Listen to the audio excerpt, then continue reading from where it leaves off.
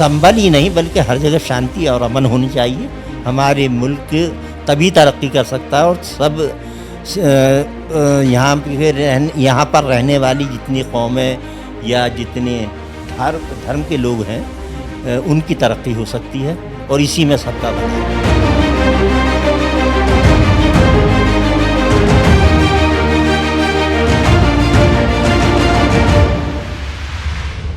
नमस्कार, NMF news पर आप सभी का बहुत स्वागत। मैं हूं आपके साथ अभिषेक पुंडी। 24 नवंबर के दिन जो कुछ हुआ संभल में, उसके पीछे प्रशासन की एक अलग थ्योरी है और यहाँ के जो स्थानीय निवासी हैं उनकी एक अलग थ्योरी है।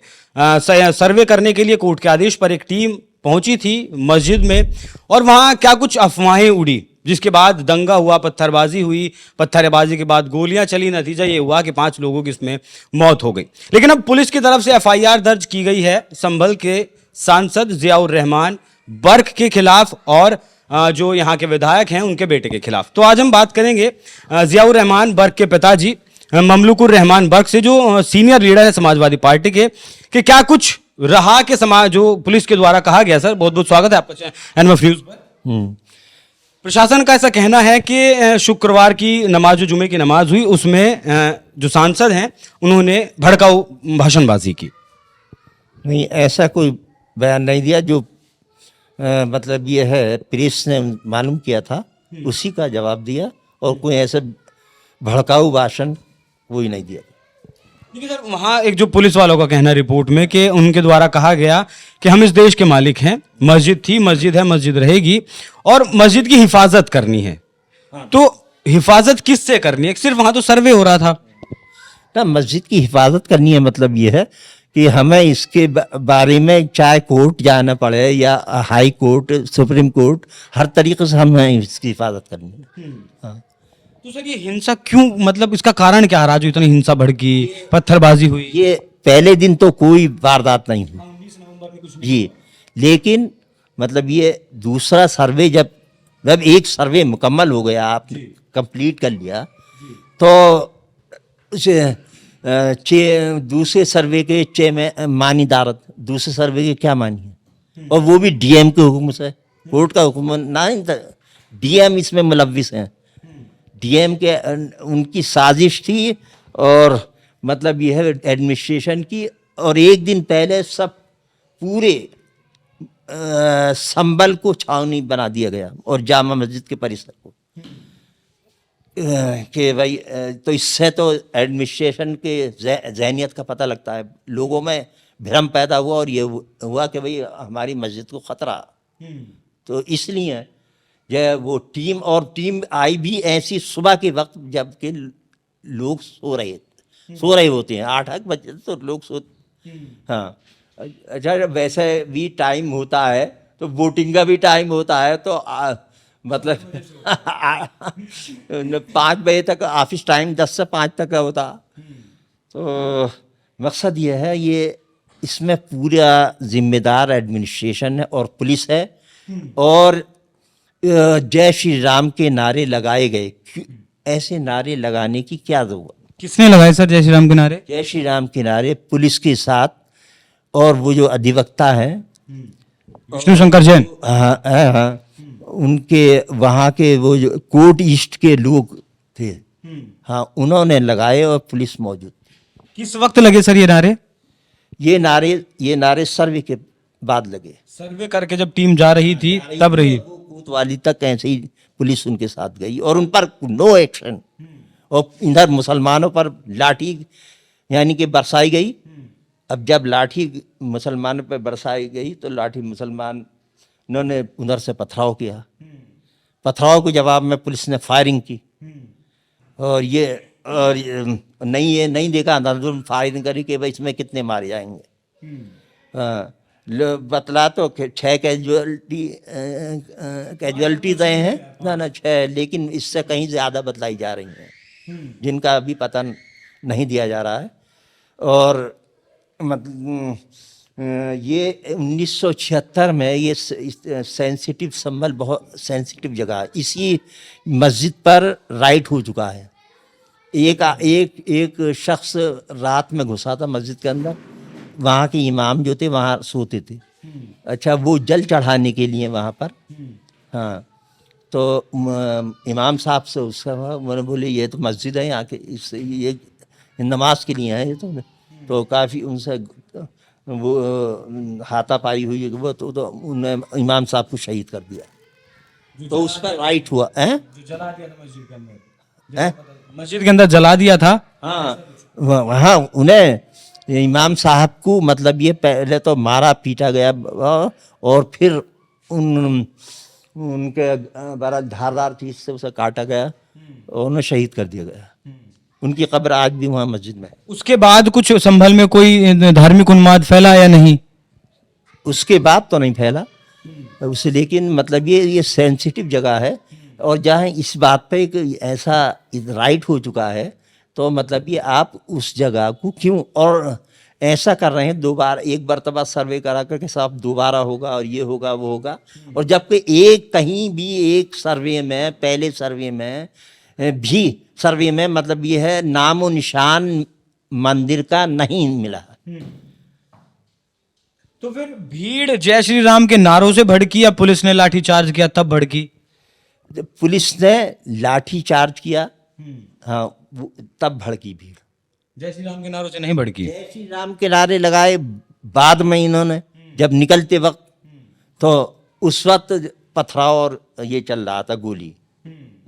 अच्छा सर, एक सवाल बहुत ज़रूरी हो जाता है, जैसे कि आपने कहा कि कोई नामो निशान वहाँ मंदिर का नहीं है, उसके बावजूद अगर सर्वे हुआ है तो वहाँ मुस्लिम पक्ष के वकील भी थे, हिंदू पक्ष के वकील भी थे, मस्जिद के जो इमाम है वो भी वहाँ रहे होंगे, सब कुछ सबके सामने वो हुआ वीडियोग्राफी, मतलब जो वहाँ के सदर हैं वो भी साथ ही रहे हुए।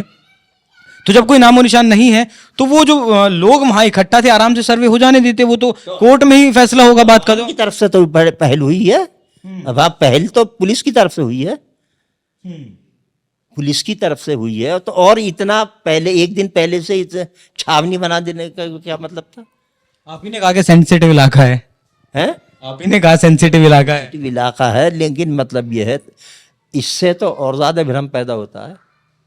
हाँ? अच्छा, ये जो मौतें हुई हैं इसका जिम्मेदार आप किसे मानते हैं? इसे एडमिनिस्ट्रेशन और पुलिस को मानते हैं। पुलिस को? लोगों से जैसे मैंने बात की 2-3 लोगों के, मैं घर गया, जो मेन किरदार सीओ संभल का है।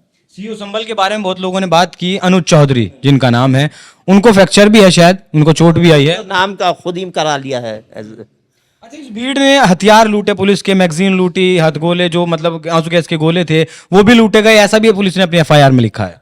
अच्छा, क्या ऐसा हो सकता है कि हथियार बंद और निहत्ते हथियार बंदों के हथियार लूट लेंगे और इतनी भारी तादाद में वो मौजूद हो? नहीं सर, पत्थरबाजी तो भारी हुई है, बुलडोजर से पुलिस को हटाने पड़े पत्थर, कहीं ट्रोलियों में भरकर जो पत्थर गए हैं। खैर, ये तो बनाने ऐसी वीडियोस गई हैं। चलिए, मेरा आखिरी सवाल, अब जब पुलिस ने एफआईआर दर्ज कर ली है तो अब एफआईआर है आपके नाम की? हाँ जी, हाँ जी, जी। उसमें मैंने नहीं पढ़ा है उसमें, हाँ, लेकिन जो इकबाल हैं उनके जो बेटे हैं सोहेल, लेकिन वो चैनल पे मेरा नाम भी दिया गया। हाँ, उन्होंने कहा है कि सोहेल जो है उनके बेटे, कि सांसद साहब हमारे साथ हैं, जियाउर रहमान साहब हमारे साथ हैं, आप बेफिक्र रहिए, किसी के ऊपर कोई कार्रवाई नहीं होगी। इसी के आधार पर ये एफआईआर दर्ज की गई है। किसने कहा? सोहेल हैं, इकबाल विधायक आपके हैं, उनके जो बेटे हैं, उन्होंने उस भीड़ की अगुवाई की 24 तारीख में सुबह और कहा कि जियाउर रहमान भी हमारे साथ हैं, आप बेफिक्र रहें। एक तो बात यह है, यही झूठ है कि उन्होंने ये कहा कि जिया रहमान हमारे साथ हैं। जिया रहमान यहाँ संभल में मौजूद ही नहीं थे। अच्छा, हाँ हाँ हाँ, वो हैदराबाद में थे शायद, वो बेंगलोर गए हुए थे, बेंगलोर मीटिंग थी मुस्लिम पर्सनल बोर्ड की। अच्छा, और ये एक पहली बात तो ये गलत साबित होती है, और अच्छा, उनका ये कहना कि सोहेल इकबाल थे, सोहेल इकबाल भी नहीं थे 24 तारीख में, ना उनका फोटो है, ना कुछ है, ना कुछ है, ये झूठ सामने आ गया। अच्छा सर, देखिए, मैं तो पहली बार संभल आया हूँ जीवन में, ये नवाब परिवार का और बर्क परिवार के बीच जो रंजिश है वो क्या है, वाकई में कुछ है या नहीं, क्या कुछ है वो? ना, रंजिश हुई है ना, पॉलिटिकल ना कुछ नहीं, पॉलिटिकल होती है। वो एमएलए के लिए वो भी खड़े होते थे, एमएलए के लिए हमारे फादर भी खड़े होते थे, तो पॉलिटिकल ऐसी वैसी कोई वैसी रंजिश नहीं है। तो अब आप कानूनी तौर पर क्या करेंगे जब जियाउर रहमान साहब जो सांसद हैं उनके खिलाफ एफआईआर दर्ज हुई है? हम तो उसमें कोर्ट में जाएंगे, कानूनी लड़ाई लड़ेंगे इसके खिलाफ। नोटिस शायद आ चुका है उन्हें जवाब देने के लिए? ना, नोटिस नहीं आया अभी नहीं आया। नहीं। चलिए, तो ये हमारे साथ थे जियाउर रहमान साहब की जी।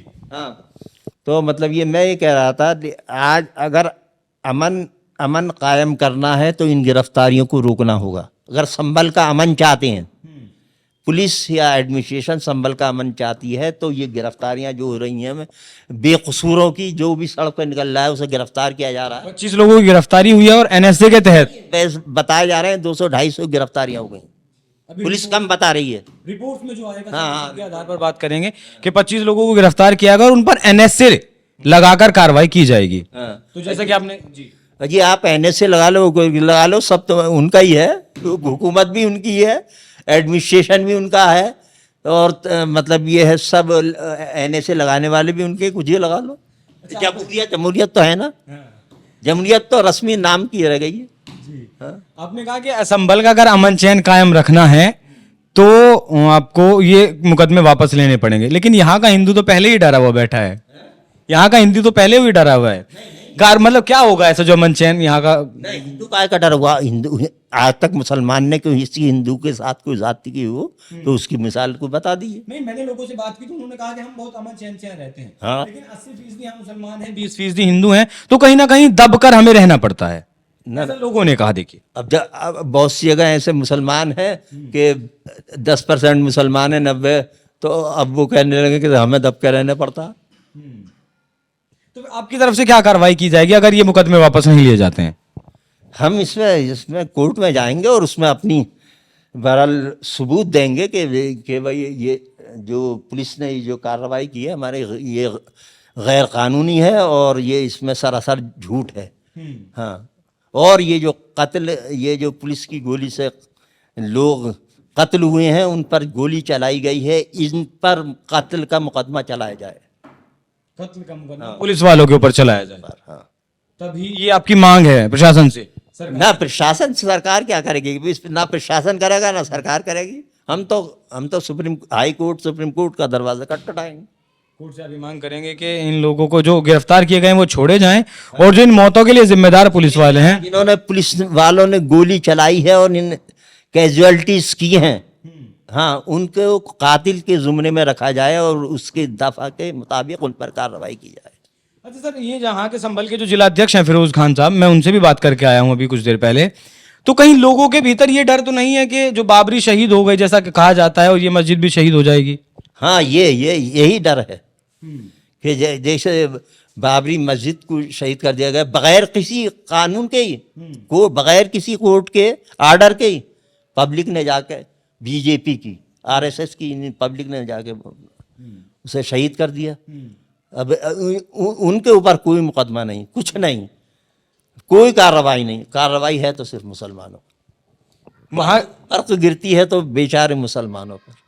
वहाँ के जो मस्जिद के सामने जो हिंदू समाज रहता है, मैंने उनसे भी बात की आज, उन लोगों का कहना कि अब से 20 साल पहले तक हम यहाँ जो कुआं मौजूद था, वो बाउंड्री वॉल जो थी वो छोटी छोटी थी, और यहाँ जो कुआं था वहाँ हम पूजा किया करते थे, मतलब दिवाली पर दिए रखा करते थे, हमारे घर शादी हुआ करती थी, बच्चे हुआ करते थे, तो हम वहाँ हमारी कुछ रस्में हुआ करती थी, उन्हें अब तक 20 साल पहले तक हमने पूरा किया, लेकिन 20 साल पहले वो वहाँ से उठाकर फेंक दिया गया, तो हमें मना कर दिया गया उस बात के, हम नहीं करते हैं ऐसा कुछ। नहीं, ऐसा कुछ नहीं है। अगर ऐसा था तो उस वक्त वो पुलिस से कहते, केस कोर्ट में करते, तो उस वक्त कार्रवाई क्यों नहीं की उन्होंने?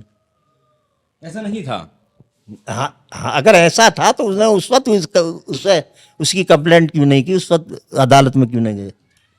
सर, तथ्य ये भी दिया जाता है कि जो बाबरनामा लिखा गया एक पुस्तक है, उसमें ऐसा जिक्र है कि 1526 में बाबर के आदेश पर मंदिर तुड़वाया गया, हरि सिंह मंदिर तुड़वाया गया और मीर बेग की देखरेख में मस्जिद वहां बनवाई गई।